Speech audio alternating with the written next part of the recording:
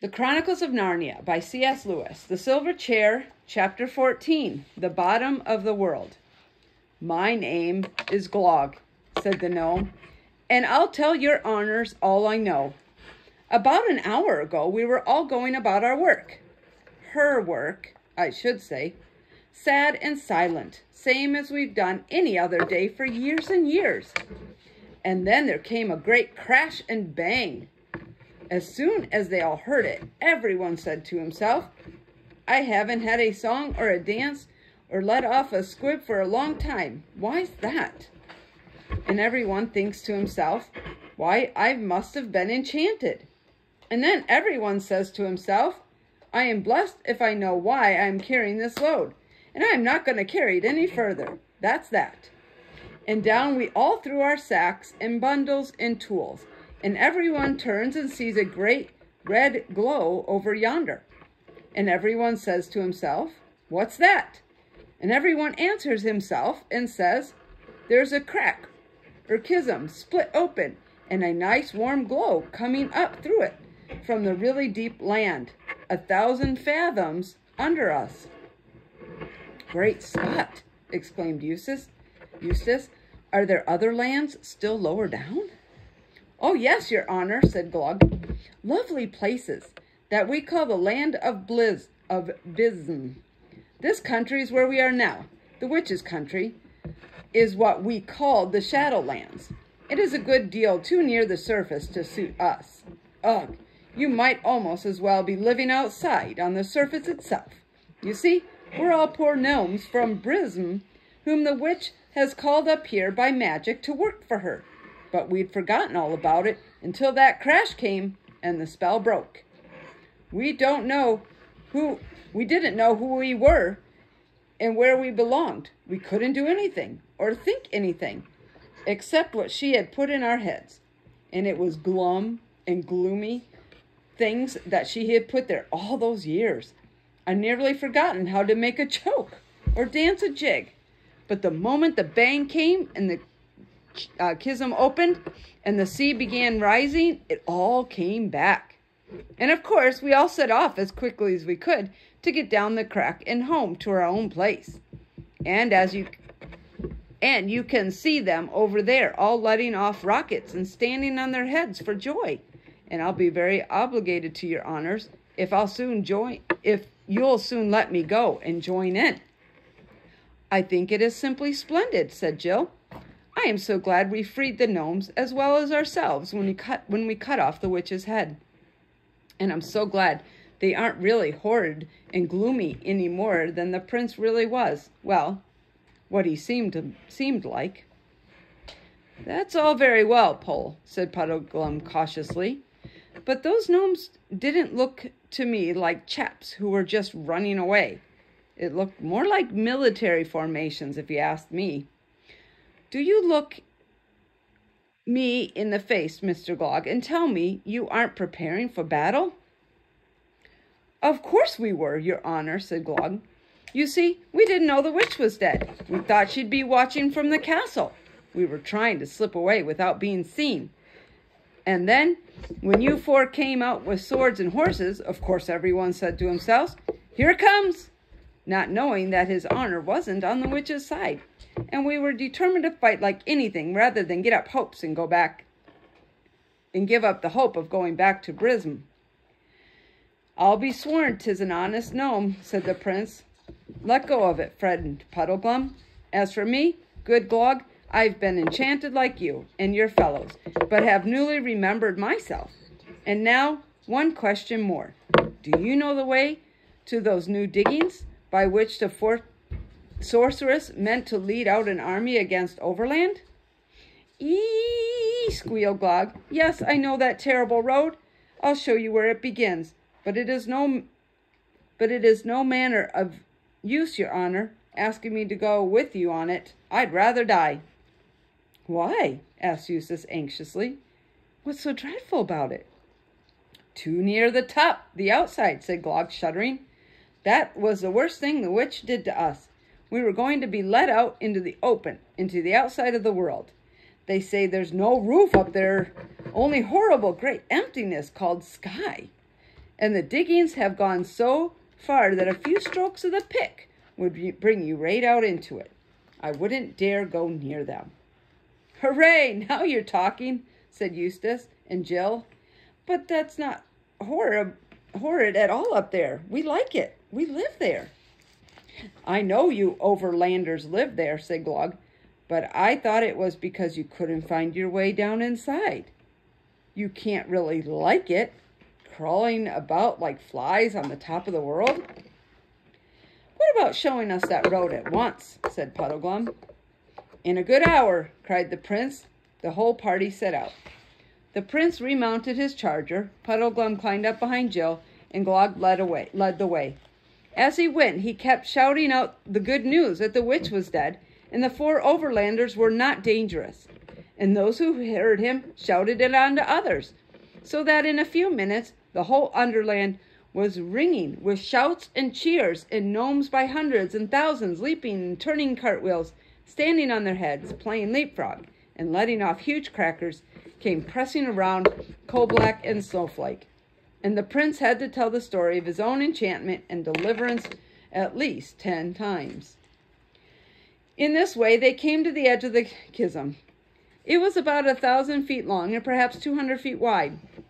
They dismounted from their horses and came to the edge and looked down into it. A strong heat smote up into their faces, mixed with a smell which was quite unlike anything they had ever smelled. It was rich, sharp, exciting, and made you sneeze. The depth of the chasm was so bright that at first it dazzled their eyes and they could see nothing. When they got used to it, they thought they could see what made out a river of fire, and then on the banks of the river what seemed to be fields and groves of unbearable hot brilliance, as though they were dim compared to the river.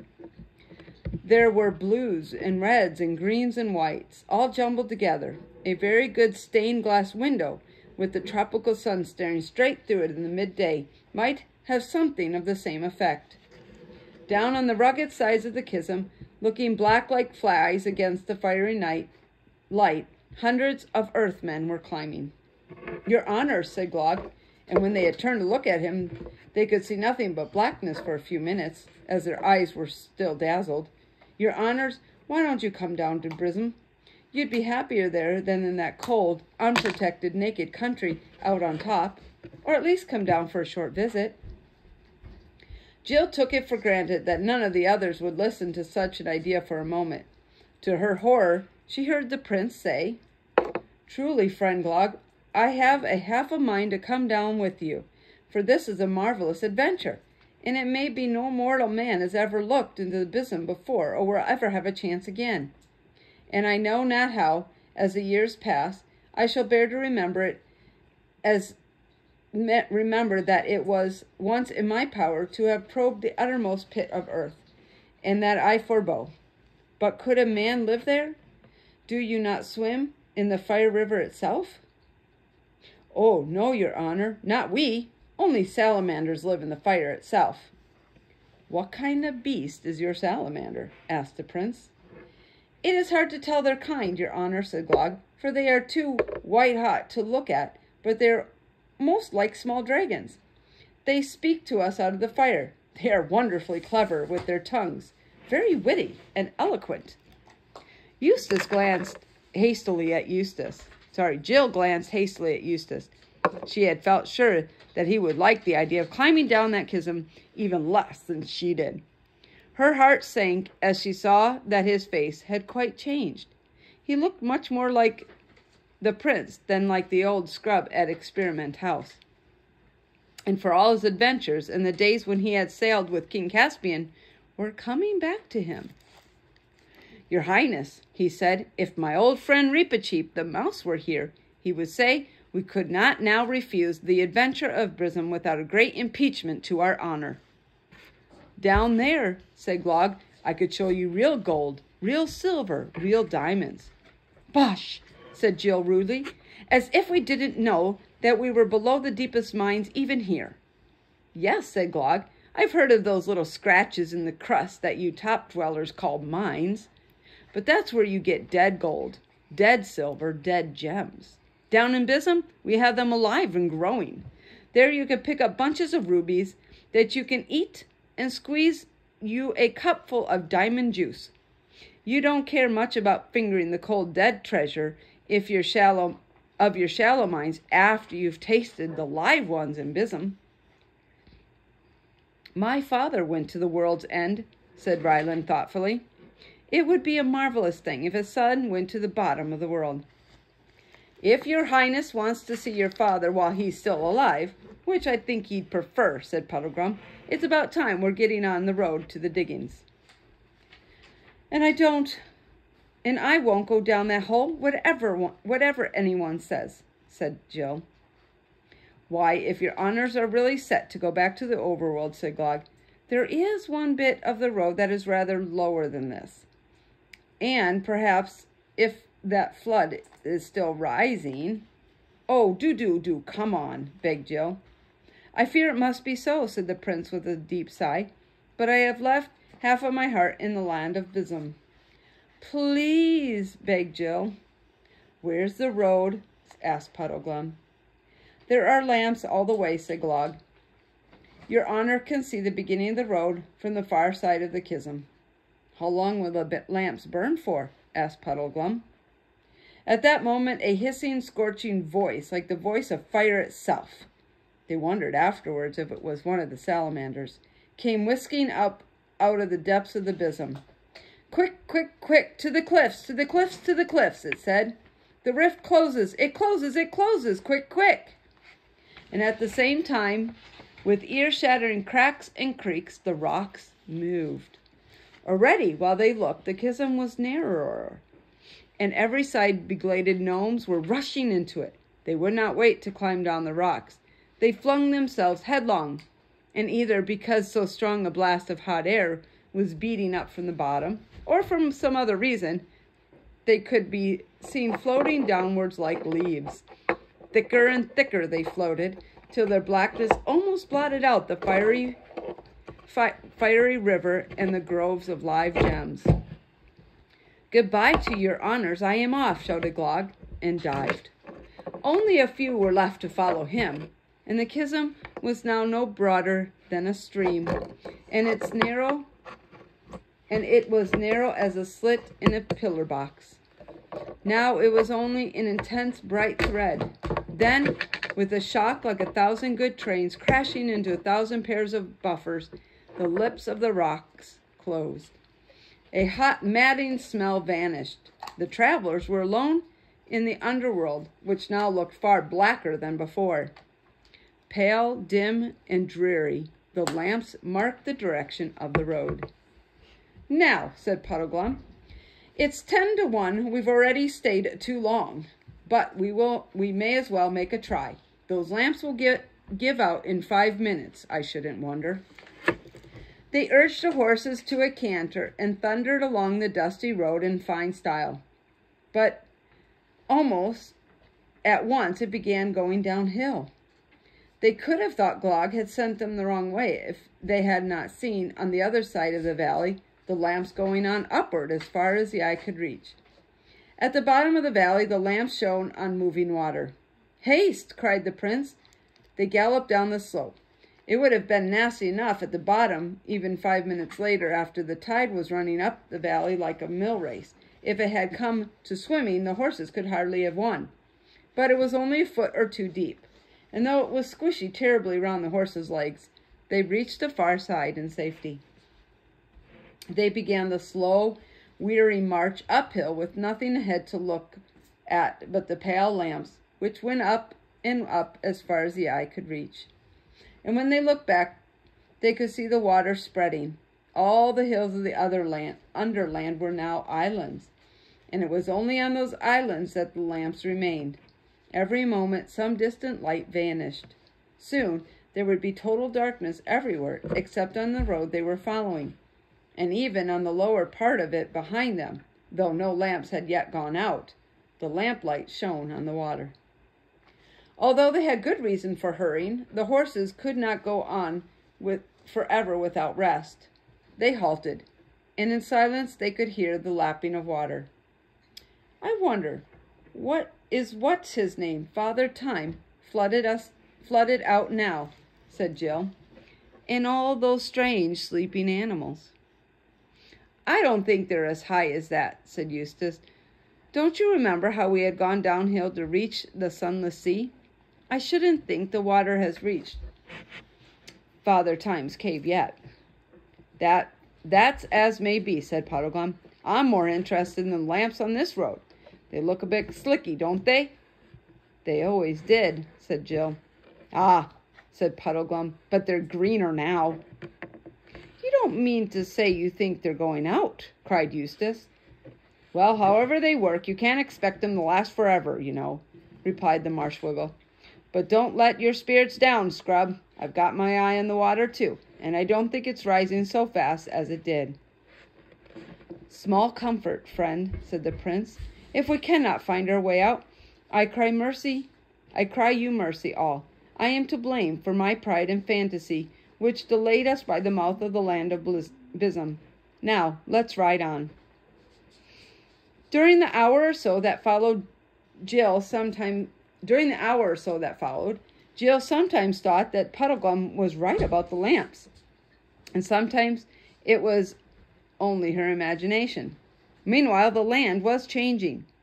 The roof of the Underland was so near that even by the dull light they could now see it quite distinctly, and the great rugged walls of Underland could be seen drawing closer on each side. The road, in fact, was leading them up into a steep tunnel. They began to pass picks and shovels and barrows and other signs that the diggers had recently been at work. If only one could be sure of getting out. All this was very cheering. But the thought of going on into a hole that would get narrower and narrower and harder to turn back in was very unpleasant. At last the roof was so low that Puddleglum and the prince knocked their heads against it. The party dismounted and led the horses. The road was uneven here, and one had to pick one's step with some care. That was how Jill noticed the growing darkness. There was no doubt about it now. The faces of the others looked strange and ghastly in the green glow. Then, all at once, she couldn't help it, Jill gave a little scream. One light, the next one ahead, went out altogether. The one behind them did the same. Then they were in absolute darkness. Courage, friends, came Prince Ryland's voice. Whether we live or die, Aslan will be our good lord. That's right, sir, said Puddleglum's voice, and you must always remember there is one good thing about being trapped down here. It'll save funeral expenses. Jill held her tongue. If you don't want other people to know how frightened you are, this is always a wise thing to do. It's your voice that gives you away. We might as well go on and stand here, said Eustace. And when she heard the tremble in his voice, Jill knew how wise she had been to not trust her own. Puddleglum and Eustace went first, and their arms stretched out in front of them, for fear of blundering into anything. Jill and the prince followed, leading the horses. I say, came Eustace's voice much later, are my eyes going wrong, or is there a patch of light up there? Before anyone could answer him, Puddleglum called out, Stop! I'm against the dead end, and it's earth, not rock. What were you saying, Scrub? By the line, said the prince. Eustace is right. There is a sort of... But it's not daylight, said Jill. It's only a cold blue sort of light. Better than nothing, thought Eustace. Oh, better than nothing, though, said Eustace. Can we get up to it? It's not right overhead, said Puddleglum. It's above us, but it's in the wall that I've run into. How would it be, Pole, if you got on my shoulders and saw whether or not you could get up to it?